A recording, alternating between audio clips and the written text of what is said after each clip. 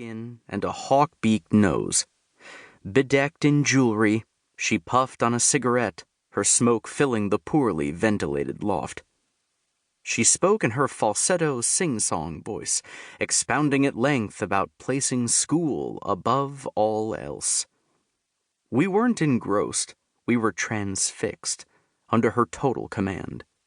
We felt her brilliance, her emanations, her love or wrath, her ferocity, her power. You see, she possessed an ancient oral wisdom, which she maintained was directly traceable to the mystery schools and Pythagoras. Incredibly, it was available to us here in Manhattan in 1992.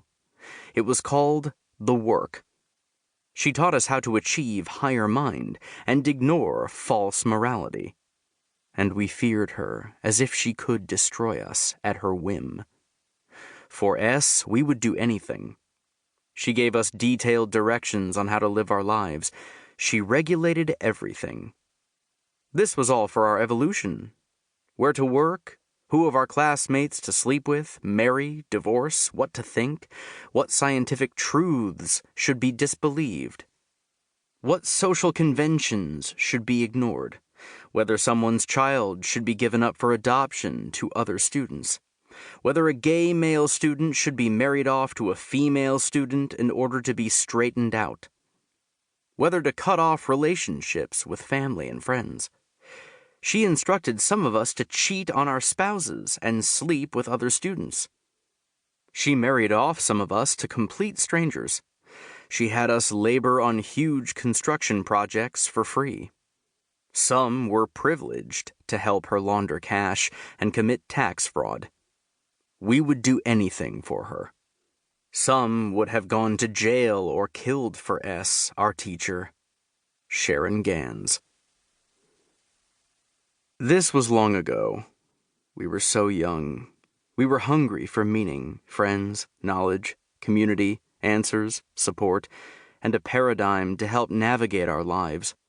All of this, even a sense of magic, were what kept us coming back for more. We believed we were gaining unique tools to improve ourselves, and so we granted Sharon full access into our hearts, conscience, bodies, and minds. But as much as we kept school secret from and lied to our families and friends, Sharon kept her secrets from us. And she lied. About everything. Her checkered past, her intentions, her criminality, her substance abuse, her mental disease, her need for power and adulation, her greed, and her perversions. It was only later, after we were hooked, and it was too late, that we found out. And so we endured and witnessed mental, sexual, and physical abuse, forced labor, swindling of our money, breaking up of our families, and systematic terrorizing. Some students conspired with her to break the law. Sharon left her students in shambles, poorer, broken down, beaten up, and hollowed out. Only a handful of us have ever spoken out about Sharon, privately or publicly. During those years, I had nothing else but school. It was my world. This is the story of how I got entangled in school, the 23 years I spent there, how I narrowly escaped, and how I've survived. Part 1, 1960 to 1989. There was no straight line from my happy childhood in suburban Long Island to those white stackable metal chairs on Lower Broadway. There were just life's usual twists, turns, curves, circles, and then some very bad directions, combined with rotten timing. My father was born 6 weeks before the Wall Street crash of 1929. The seventh child of Belarusian immigrants Esther and Meyer, who spoke only Yiddish in their home.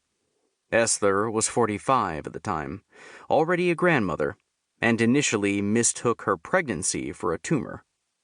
My father was born in their tenement on the Lower East Side. In the 1930s, many landlords lured new tenants with offers of several months of free rent. Hence my